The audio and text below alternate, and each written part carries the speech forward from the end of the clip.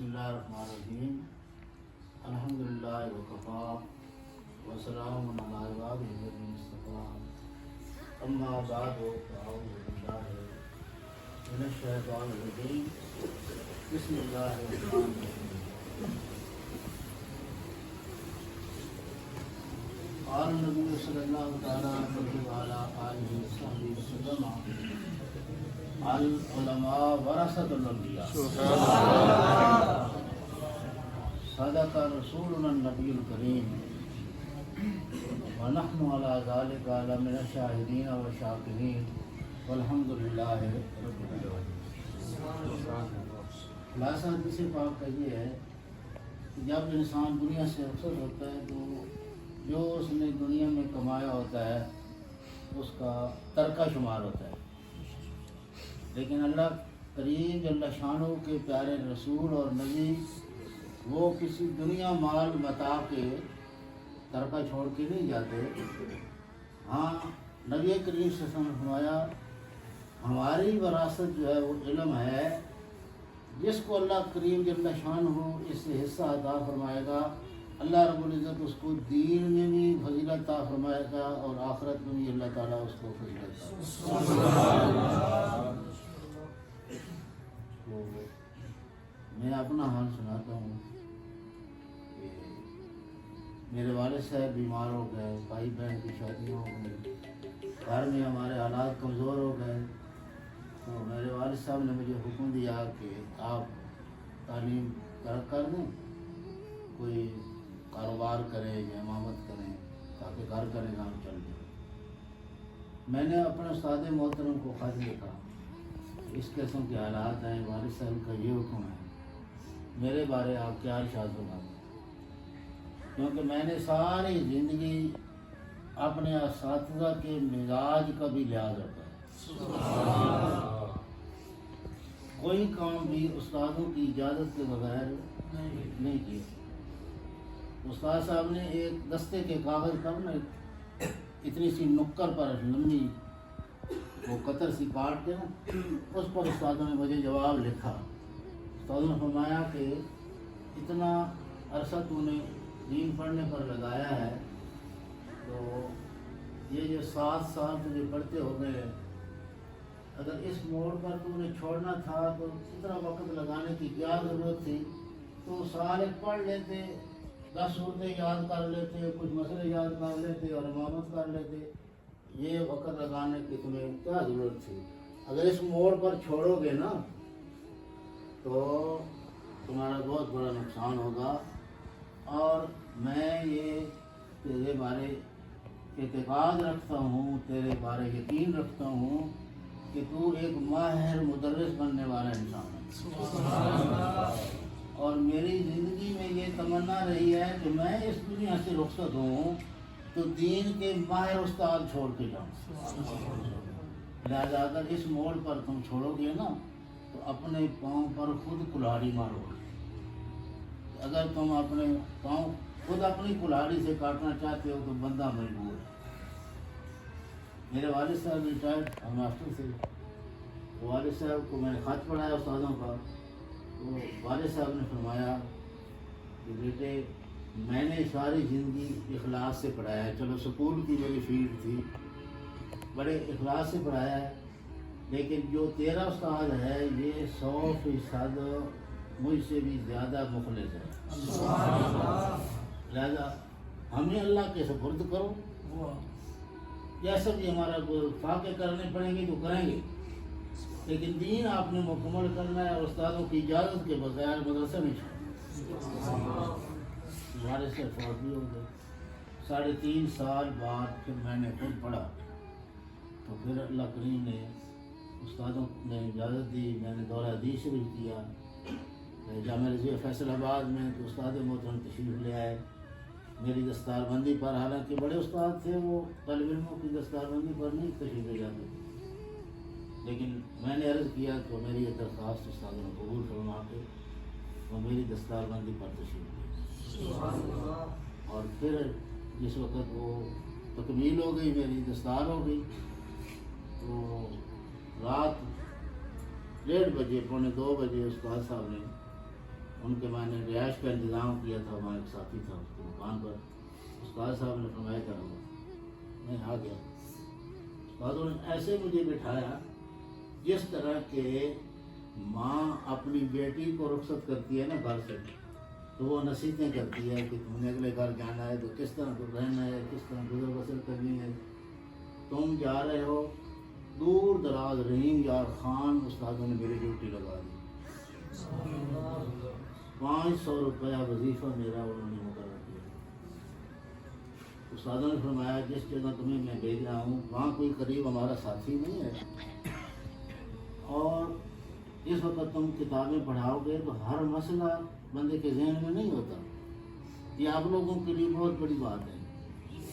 لہذا اگر کسی مقام پر تم اٹک جاؤ نا تو پھر دوبارہ اس کو دیکھنا ہے، پھر نہ حال ہو سے بارہ دیکھنا ہے، پھر نہ حال ہو چوتھی دفعہ دیکھنا ہے، حتیٰ کہ اگر 10 مرتبہ بھی تمہیں اس مقام کو حل کرنے کے لیے اور کوشش کرنی پڑے تو کوشش کرک نہیں کرنی۔ اور جس وقت تم اس طرح محنت کرو گے تو میرا یقین ہے استاد نے فرمایا کہ مبدأ فیاض تمہیں ضرور فیضان فرما دے۔ یہ فرمانے لگے مبدأ فیاض سے کیا مراد ہے؟ فرما دے جبریل امین مومنین کی طلباء کی علماء کی مدد کر، وہ تیری مدد کو آ جائیں گے اور تیرے دل میں ایسا لقاء ہو جائے گا کہ اللہ تبارک تعالیٰ جل شانہ اس مشکل مقام کو دے لیے آسان کر، اور خلوص سے پڑھاؤ گے اللہ تعالیٰ دین میں بھی تمہیں کامیابی عطا فرمائے گا، دنیا میں بھی اللہ کریم جل شانہ تمہیں عزت سے پائے گا۔ اور پھر استاد محترم انہوں نے تدریس چھوڑ دی، صاحب فراش ہو گئے، گھر آ گئے۔ میں سیر شریف اس وقت پڑھاتا تھا، سیر شریف سے حاضر ہوتا، صبح اذانوں کے وقت چلتا 8 بجے، استادوں کے گھر پہاڑ میں گھر تھا، سفر کر کے سارا دن استادوں کی خدمت کرتا، کام شام جو استادوں کے ہوتے وہ کرتا، اور استاد اس وقت کمزور تھے تو وہ یہ خواہش رکھتے تھے کہ مجھے کوئی دباتا رہے، اور جب استادوں کو کوئی اچھی طرح طالب علمی بھی میری ڈیوٹی ہوتی تھی، میں روزانہ رات کو گھنٹہ سوا گھنٹہ پونا گھنٹہ استادوں کو دباتا تھا، خدمت کرتا۔ میں دبا رہا تھا، استاد محترم خراٹے لے رہے تھے، سکون سے بڑا دل خوش ہو رہا تھا میرے ساتھ، ان کو اتنا سکون ہوا۔ تو میں اس طرح دباتے دباتے استادوں کے پاؤں جو ہے نا وہ کی طرف سے رہے، اس طرح چارپائی تھی مشرق مغرب، وہاں جا کے پاؤں دبانے لگ گیا۔ استادوں کے طلبے جو تھے ان پر اپنی آنکھیں رکھ کے رونے لگ گئے، دعائیں کرنے لگ گئے۔ میرے آنسو جب استادوں کے طلبے پر لگے تو استاد محسوس کر کے جاگے تو فرمانے لگے زورے برا ایک ہی کردہ میں استادوں کی کلام تھا، زورے برا یہ کیا کر رہا ہے؟ میرے منہ سے نکل گیا، اے میرے کریم، جو تلیاں ساری زندگی اللہ تعالیٰ کے دین کے خدمت کے لیے چلیاں، سبحان اللہ، میں ان کا واسطہ ڈال کے اللہ تعالیٰ کی بارگاہ میں دعا کر رہا ہوں۔ وہ میرے جملے استادوں کے دل پر اس طرح سردار ہوئے نا، استاد صاحب اٹھ بیٹھے تو استاد صاحب نے 5 مرتبہ میرے لیے دعا فرمائی، اے اللہ کریم میرے مولوی محمد اصغر کی تدریس میں برکت فرما، کیونکہ اس وقت میں استاد تھا نا، دارالمعارف شریف میں پڑھاتا تھا، یہ استادوں کی دعا کی برکت، اتنے سینکڑوں علماء استادوں کی دعا کی تاثیر سے اللہ تعالیٰ نے میرے جیسے ایک ناچیز آدمی سے ان کو اللہ تعالیٰ نے اس علم کی ضرورت سے نوازا۔ زیادہ وقت آپ کو نہیں لینا، میں نے بھی آگے جانا ہے، بس یہ خلاصہ ہے میری کلام کا کہ تم صبر کرو گے، اپنے اساتذہ کا احترام کرو گے، اپنے ادارے کے ساتھ اس سے فارغ ہونے کے بعد بھی متعلق رہو گے، تو جس طرح کہ جو بچہ اپنی ماں کے ساتھ تعلق بھی قائم رکھتا ہے، اس کی خدمت بھی کرتا ہے، وہ دین اور دنیا میں کامیابیاں پاتا ہے. تم بھی اگر اس طرح پڑھ کے کسی ادارے کے مشن کو آگے پھیلاؤ گے اور ادارے کے ساتھ منسلک بھی رہو گے, ادارے کے منتظمین کے ساتھ معاون بھی بنتے رہو گے, تو اللہ تبارک و تعالیٰ جل شانہ تمہیں کسی موڑ پر بھی ناکامی کا سامنا نہیں کرائے. اللہ کریم تمہارے اوپر اپنا خاص فضل و کرم فرما کے تمہارے دلوں کو نوازے. اور آخری بات یہ ہے, بندے پڑھ جاتے ہیں, علم عالم بھی بن جاتے ہیں, فاضل بھی بن جاتے ہیں, میرے طرح بڑے بڑے شملے بھی وہ پہن لیتے ہیں, لیکن ان سے آگے فیض جاری نہیں ہوتا. اپنے حد تک تو سب کچھ ہو گئے, لیکن ان سے فیض جاری نہیں ہوتا. کیوں فیض جاری نہیں ہوتا؟ کہ وہ تعلیم کر بیٹھتے ہیں. جس وقت ان کو مقام ملتا ہے تو اپنے استادوں کو بھول جاتے ہیں. پھر کہتے ہیں استادوں نے فلاں جگہ یہ غلطی کی تھی, فلاں جگہ یہ غلطی کی تھی. ایک دفعہ منہ سے یہ نکل گیا کہ میرے استاد سے یہ غلطی ہوئی, تو اس وقت برکت علم چلی گئی. اس سے انسان کیا ہو جاتا ہے؟ محروم ہو جاتا ہے. کبھی یہ کوتاہی نہیں کرنی کہ تم فارغ ہونے کے بعد, تکمیل کرنے کے بعد, میرے کلام کا خلاصہ یہ نکلا کہ علم کو جب تم نے اختیار کر لیا یہ راستہ, تو اس کو راستے میں چھوڑنا نہیں ہے.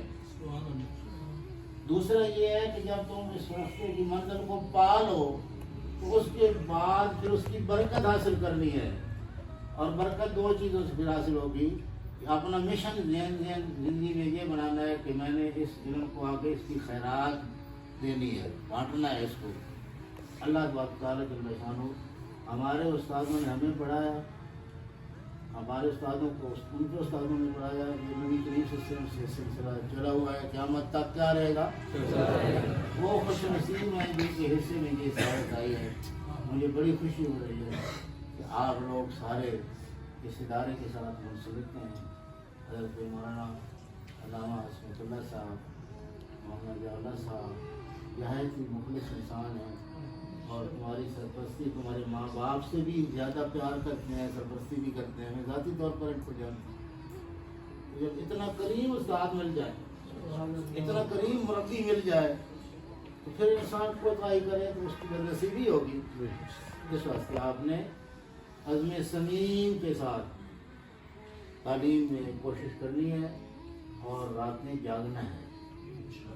میں نے روایت الاوتار ہے جو شامی کا ترجمہ, اس میں پڑھا ہے, در مختار نے یہ اپنے مقدمے میں لکھا ہے کہ کیا ملے گا. پڑھ کے لوگ کہتے ہیں ہم مولوی بن جائیں گے تو کیا ملے گا ہمیں. انہوں نے فرمایا علم پڑھو گے نا خلوص کے ساتھ تو ان العلم یرفع الممالک الی مجالس الملوک. علم جو ہے وہ غلاموں کو بھی بادشاہوں کی صفوں میں جا کے بٹھا دیتا ہے.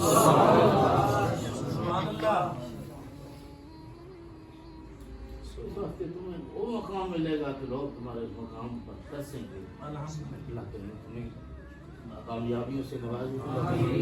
اس ادارے کو اللہ کریم دن دگنی رات چوگنی ترقی عطا فرمائے اور سنگ میل ثابت ہو امت مسلمہ کے لیے. آخر دعوانا